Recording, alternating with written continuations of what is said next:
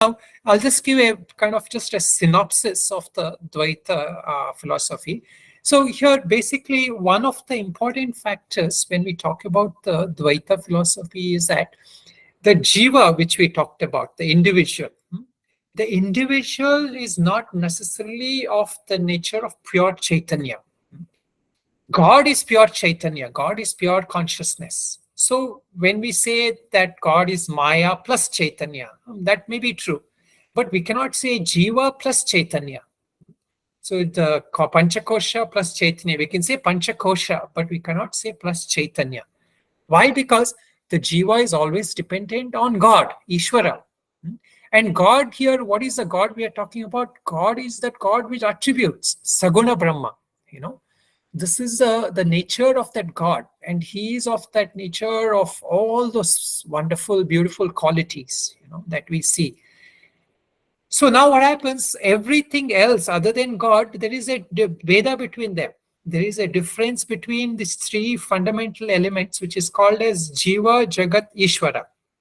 God, world, and individual. Individual, world, and God. So here we cannot say Jiva Brahma even apara. Here Jiva Brahma are para, meaning they are different. They can never be completely become one. As we say in Samadhi, they become one. No, that is not possible. That Dvaita is always maintained. And that is the main fundamental thing why it is Dvaita Vedanta. And now when you look at some of the Vakyas, when you say Tattvam Asi, they say that from a literal Sanskrit translation, it is not Tattvam Asi. There's a kind of a grammatical kind of tweaking of or grammatical interpretation of the Tattvamasi, and then it becomes Atatvamasi, Atvatvamasi, meaning that supreme consciousness is only God and not you. Atatvamasi. That is one of the ways of their interpretation in Dvaita. Okay. So now the other aspect here, what happens is Jiva is, we said was a, Jiva has Chidabhasa, right? So Jiva doesn't have Chidabhasa. Jiva has Pratibimba of God, meaning it has some attributes of God.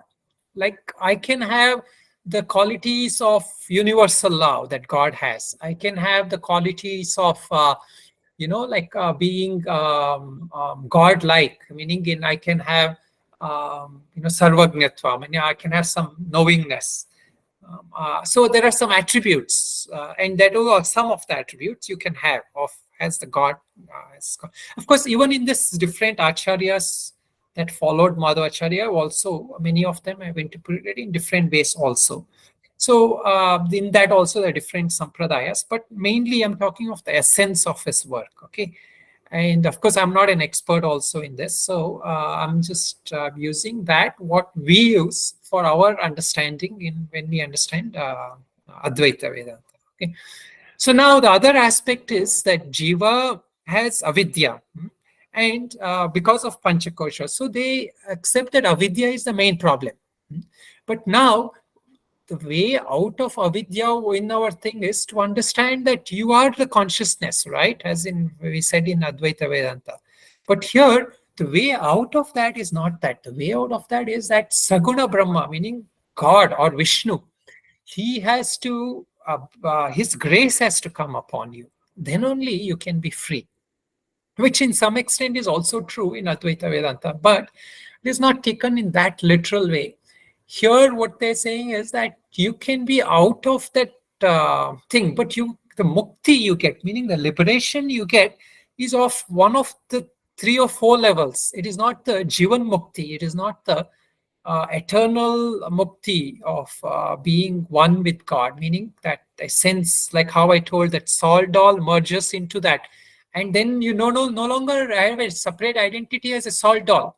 Now, what has happened to the salt doll? The salt doll has become that ocean, right? So here it's not like that. Here, that there is that, even though that merging may have happened, there is still a separateness maintained. So this is the different kind of muktis. I know we I think those of you who are attending Bhagavad Gita, I've gone extensively into this, like the Salokya Mukti, Samipya Mukti, Sarupya Mukti. And then from Visishta Advaita, they talk about Sayujya Mukti, meaning that in Visishta Advaita, which is the qualified monism, qualified Vedanta. In that, they say that the jiva, meaning the individual, has that spark of that God, that it is always there. That spark of God always remains in that jiva. But in Dvaita, it is not like that. In Dvaita, that individual has to make that effort to get mukti, being like he can be one with God, or he can, like, all the Puranic stories are a very good representation of Dvaita Vedanta. Where a lot of this, all the Narada and all different people, Garuda and all that, they've attained mukti, but they've not become one. They'll always stay with God, wherever God is, wherever Vishnu is, Garuda is there. And the same loka, same samipya, near to God and all that. But he is not one with God. So that is the essence of that. And now here there is also a little bit thing which is a little discouraging in one way, which is the mukti. There are people who are qualified for mukti. It is like not like Dvaita Vedanta. Anybody who can really jump into Advaita Vedanta will be free. And you are always free from Advaita Vedanta. You are never bound. You just dreamt that you are bound. But here it's not like that. You are really bound, meaning you have karma. You are caught up in samsara. So only some people are qualified to become free. They are called mukti yogyas. Those who has the yogyatva, mukti yogyas. And then there are others who are nitya samsarins, meaning they are eternally caught in samsara. There is no hope for them. But at the same time, they can do good works. So they can do dharma, they can follow ethical things, they can live a good ethical life if they want to. But they are still caught in samsara in some way or the other. They can get good karmas, but they are nitya samsarins, meaning they are always in samsara. And then the last one is tamo yogyas, meaning those who are tamoguna predominant, those who are more evil, demonic and all that. They are doomed, in other words, like what we call eternal damnation kind of thing. So they will always remain asura. Once they are an asura, they'll always remain an asura. But now the way out here, the good thing about Dvaita and Visishta Advaita is that they say that bhakti is the most important thing. So in one way, what happened is that when people were doing just like Buddhism, Advaita Vedanta and all were predominating, right, at one time, this bhakti element had taken a backseat, So what happened, a lot of that earlier teachings which were there, they were kind of thrown off in some way or not given much importance. Although Shankaracharya himself, had a lot of bhakti stutis and all that. It was generally interpreted that Advaita Vedanta is more like dry philosophy. So that aspect was like this is what we say, every acharya, they come for a certain role, right? So to reinstate that aspect of bhakti, the importance of bhakti. See, if I were to tell you that, no, you don't need bhakti, you just understand the Mahavakya and you're free, then what happens? Nobody will actually take to the part of bhakti, And the degeneration of bhakti means that there is also degeneration of dharma, And, those of you who have read the Bhagavatam, the whole of Bhagavatam story starts with that, where they say that bhakti and other are dying, they're like old people. They are like dying, So what happens that people lose the zeal, and so this is the Dvaita's thing. So now let us look at the Mahavakya from the Dvaita perspective.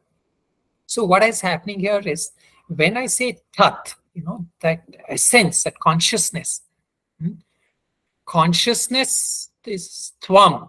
I'm equating that consciousness with tvam. Now, who is this tvam? Here, in Dvaita perspective, the Tvam is not you, meaning not you as a jiva, not you as a sadhak, the listener, and all that. The Tvam is that Vishnu or that God, that Saguna Brahma.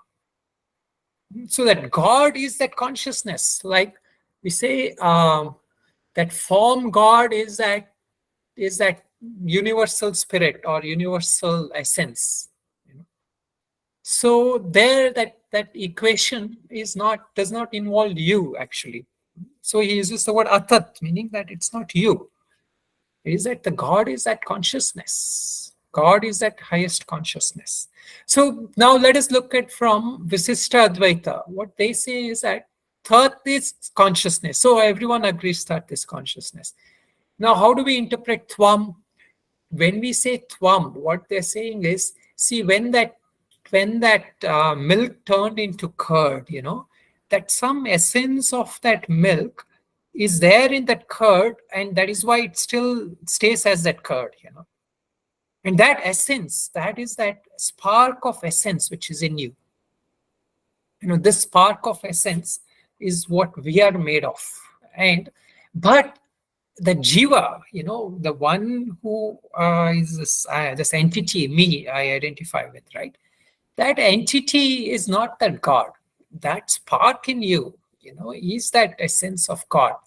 So what happens that when you really understand that you drop that jivatva, then what happens that jiva merges with the essence. So it remains as an essence, but there is still some degree, some covering of separation. So it is almost like saying you put water in a plastic bag, and then you put it in a well. So what happens now? It floats with the water. Wherever it is going, it is floating with the water. But there is always the thin veil that separates that water inside with the water outside. That is a samadhi. That is a union. That is tattvamasi there. Okay, so now just to simplify this, okay, going to come back. So we don't have to we don't ourselves have to figure all this out. That's a good news, because these are all literal arguments, right? That goes on. So we don't have to necessarily kind of solve this. These are philosophical debates, as one of the realized masters says, these philosophical debates was always there and it will always be there, and we can't end it. So how can we come to this? We can come to our own realization. And whether we take the path of Dvaita Vedanta, Visishta Advaita Vedanta, or Vedanta, or Advaita Vedanta, it doesn't matter. But we have to understand that there is this aspect of oneness that they're all talking about. And this aspect of oneness, in some way or the other, we have to work towards. How do we work towards this oneness? Oneness between who I am and oneness between who that divine is, God is. So in this aspect of that oneness, I can have a certain vision that this is my feeling of what oneness is. That is okay. But at the same time, when our mind becomes very subtle, right? When our mind is able to do very deep inquiry, or even in meditation, when we are able to grasp the essence of that complete essence of our own nature, then we realize, at least one thing we realize, that we are not this panchakosha. And this is something that all the all the three philosophies they talk about. This essence of this panchakosha, this essence of who I am, is not this panchakosha, and that I can arrive at, and that is the pointers which is given through the indicators. So if I can, hold on to this aspect that consciousness which is in God is that same consciousness in me, then what happens? I am freed from all those negative thought patterns I carry and identify with, So I start breaking free from that. I start breaking free from those negative but at the same time, if I become too egoistic, and I say that I myself am God, I myself for that, so I can do with anything. I don't have any karma, any bondage, anything. Then that is why we need the course correction, and then we have to think about it that right now, as Dvaita Vedanta says, I am bound. What is my experience? And this is the question that Madhavacharya puts to one of the thing, What is your lived in experience now? Do you have a lived in experience that you are that God? So if you don't have that, then you start with where you are. You have to start with, and you have to, but at the same time, you don't have to kind of have that feeling I'm always bound. I have that potential, I have that thing. And what is keeping me bound is this wrong identification, wrong thinking, viparita bhavanas. I'm always identified as this body, this mind, these thoughts, and all that. And I always feel that I need to do a lot of sadhana, a lot of things. Why? Because so many years I have done wrong things, wrong aspects, so many lifetimes. And I carry all that baggage, So how do I become free from that baggage? So this is where, again, Advaita Vedanta is that refuge, right? Advaita Vedanta is actually pointing us to say that if you can, have that humility, but yet if you have that proper understanding, then you can proclaim, you can announce that that I am that God, I am that divine entity, and all the famous sayings of Ram Tirtha, Swami Ram Tirtha. Like, then nothing can stand in your way, nobody can turn me, nobody can hold me. So that is the understanding. Okay.